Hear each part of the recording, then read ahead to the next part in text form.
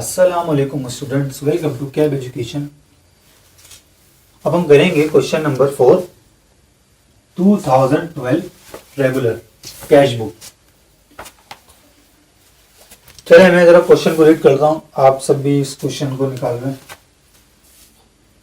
Question number 4, following are the selected transactions of Sanaullah stores, set up a 3 column cash book and making posting there. मार्च का हमारे पास month है और हमारे पास जो रिक्वायरमेंट है उसमें स्पेसिफिकली कोई रिक्वायरमेंट नहीं है, लेकिन ऊपर उसने बात कर दी कि 3 कॉलम कैश बुक हमने बनाना है। चलिए इसको स्टार्ट कर लेते हैं। हमारे पास जो मंथ है, सबसे पहले मैं देखता हूँ मेरे पास मंथ कौन सा है। तो मेरे पास मंथ जो है वो है मार्च। मार्च की फर्स्ट को मेरे पास बैलेंसेस आ गए। ओपनिंग बैलेंसेस कैश का 50,000 रुपये। कहाँ लिखा हुआ है? ये मार्च फर्स्ट 2012 में लिखा हुआ है। और बैंक का कहते हैं 10,000 रुपीज ओवरड्राफ्ट, यानी कि लोन है, ज्यादा माइनस हुआ हुआ है बैंक का पैसा, पॉजिटिव नहीं नेगेटिव बैलेंस है। मार्च फर्स्ट दोबारा सोल्ड मर्चेंडाइज 50,000 की एंड डिपॉजिट 80% इनटू बैंक। दोबारा फर्स्ट मार्च को क्या होता है? सेल्स होती है 50,000 की, जिसमें से 40% जो है 80% जो है वो बैंक में जमा करवा देते। आई थिंक 40,000 होना चाहिए ये, और ये जो है ना 10,000 रुपये होना चाहिए। ठीक है, आप लोग भी चेक कर लीजिएगा कैलकुलेशन। सही है। हुआ ये कि देखिए 50,000 की सेल्स हुई, हमने 40,000 यानी कि 80% 50,000 का हमने बैंक में जमा करवा दिया और 10,000 रुपये हमने इधर ही रहने दिया कैश में। मार्च थर्ड को कहता है cheque ₹10,000 issued against invoice of 23rd फरवरी। अच्छा, उसको क्या होता है? 23rd फरवरी को क्या हुआ? 10,000 रुपए का एक चेक था अंडर क्रेडिट टर्म।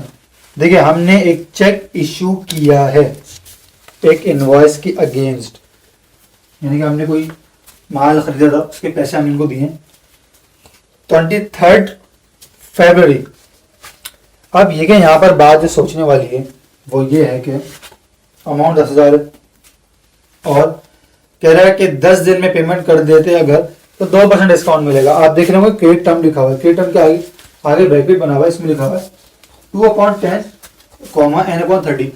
इसका मतलब ये है कि 10 दिन में पेमेंट कर दी तो 2% डिस्काउंट ले जाना, और अगर 30 दिन में पेमेंट करी तो no discount, there is no discount, nil. Check कर लेते हैं। 23rd को अगर हमने लिया तो 23rd काउंट नहीं होगी, 24 से काउंट होगा। 24, 25, 26, 27, 28, 29, अच्छा 28 लाइन 29 तो ना लें, 28 का महीना होता है फेब। उसके बाद 1 मार्च, 2 मार्च, 3 मार्च, 3 मार्च, ठीक है। तो 10 दिन पूरे नहीं बनते। और अगर हम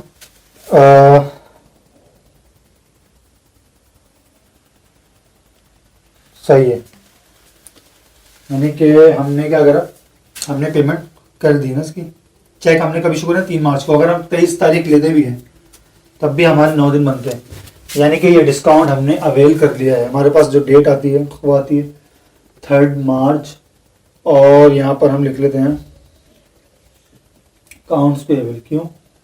क्योंकि मैंने लायबिलिटी यानी कि जो माल लिया था उसके पैसे दिए हैं। कितने अमाउंट था मेरे पास? देखिए भाई, मेरे पास जो अमाउंट था वो था 10,000 का चेक इशू किया है, यानी कि इसमें हुआ ये था कि मैंने अगर 10,000 का चेक इशू किया है तो डिस्काउंट लेने के बाद, देखिए टाइम पीरियड तो डिस्काउंट कवर हो रहा है ना, इसका मतलब ये कि मैंने जो चेक बना के दिया है वो आफ्टर डिस्काउंट है ना, तो 200 रुपये मैंने यहाँ दिखाने। मैंने टोटल पैसे कितने देने होंगे? फॉर एग्जाम्पल 10,200 देने होंगे, इसमें से अभी मैं 10,000 का चेक दे रहा हूँ, 200 रुपये मेरा डिस्काउंट हो गया। ठीक है भाई, ये भी हो गया हमारी। आई होप आपको ये पॉइंट समझ में आया। मार्च 8 में कहता है रिसीव अ चेक 11,000 का from Umar as customer against account settlement. पैसा आ रहा है, रिसीव साइड में आ जाते हैं, लिख देते हैं यहाँ पर अकाउंट्स रिसीवेबल। क्यों? क्योंकि कस्टमर पैसा दे रहा है। कितना दे रहा है? देने तो दोस्तों 11,100 थे, लेकिन 100 रुपये वो डिस्काउंट हमसे ले गया। और रिसीव अ चेक, जब तक मैं चेक को जमा नहीं करवाता हूँ मैं इसको कहाँ रखता हूँ, इसको मैं कैश में रखता हूँ। मार्च 18 को कहते हैं कि भाई डिपॉजिटेड उमेश चेक, मार्च 18 को। ये जो चेक मैंने 8 तारीख को रिसीव किया था, इस चेक को मैंने जमा करवा दिया, तो ये कॉन्ट्रा एंट्री हो गई। अब मुझे क्या करना है, जो मैंने कैश में रिकॉर्ड किया हुआ 11,000, ये इस कैश से निकल जाएगा और ये बैंक में जाके जमा हो जाएगा 11,000 रुपये। ठीक है। March 25 receive rupees 3,000 as advance from Shoaib. सही है। For the goods to be sold after 2 weeks. अच्छा भाई, हमने कस्टमर से पैसा एडवांस में ले लिया, अभी माल उसको दिया नहीं। तो ये 2 वीक्स आफ्टर, यानी कि 2 हफ्ते बाद हमने उसको माल सोल्ड करना है। ठीक है, मेरा पैसा तो आया है ना। रिसीव एज एडवांस, कुछ नहीं लिखा हुआ, कैश रिसीव किया हुआ। कितना? 3,000 रुपये, तो मैं कैश में दिखा दूंगा। सही है। उसके बाद क्या है? उसके बाद मार्च 8 को कहते हैं, 28 को कहते हैं कि withdrew for cash for personal use. 28 को कहते हैं भाई ड्राइंग करिए कुछ ज़ाती खर्चों के लिए 3,000 रुपये कंपनी से निकाल ले। कैश बोले ना तो 3,000 रुपये कंपनी से निकाल लिया। चलिए अभी सवाल तो कंप्लीट होता है, अब इसकी टोटलिंग बाकी है। अगेन रिसीव साइड से कैश से स्टार्ट करेंगे। 50,000 प्लस 10,000 प्लस 11,000 और प्लस 3,000, ये कुछ बनता है मेरे पास 74,000 रुपीज़। और मैं इसको टोटल यहाँ पर भी आगे लिख लेता हूँ। अब हम देखते हैं बैंक के कॉलम में कितना आता है। देखिए माइनस का 10,000 है, प्लस का 40,000 है, माइनस का 10,000 प्लस 40,000 और प्लस का 11,000, तो ये कुछ 41,000 की अमाउंट पॉजिटिव हो जाती है। 41,000 रुपीज़। अब हम करेंगे पेमेंट साइड का कैश का कॉलम। 11,000 रुपये प्लस 3,000 रुपये प्लस ये हो गए कुछ 14,000 रुपये। उसके बाद में अगर देखो तो यहाँ से 10,000 रुपये मेरे पास है। डिफरेंशियल अमाउंट कितना आता है? 74,000 माइनस 14,000, तो ये 60,000 जो है, ये 60,000 यहाँ पर भी आ गया। और ये तो ऐसे ही मैंने इसको कॉपी पेस्ट कर दिया टोटलिंग के लिए। 41 माइनस 10 51, सॉरी 31 मैंने लिख दिया यहाँ।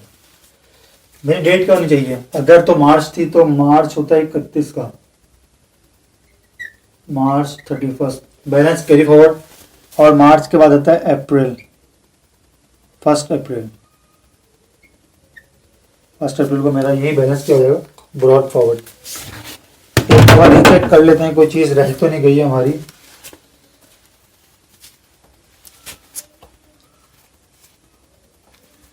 अच्छा भाई ठीक है, 31 का मेरे पास ये आ रहा था और 60 का मेरे पास ये आ रहा है। चलो भाई ठीक हो गया, गुड हो गया। चाहे हमारा सवाल यहाँ पर आकर ही कंप्लीट होता है।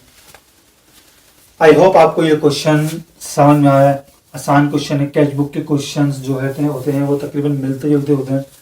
एग्जामिनर के फेवरेट क्वेश्चंस हैं, बहुत दफ़ा एग्जामिनर पूछता है, सेम पैटर्न पूछता है, लेकिन आपने इसको सारे क्वेश्चंस को देखना है, करना है, ताकि आपकी ग्रिप जो है वो इन क्वेश्चंस पे बहुत ज़्यादा स्ट्रांग हो जाए और आप इसको इजीली जो है एग्जाम में अटेम्प्ट कर सकें।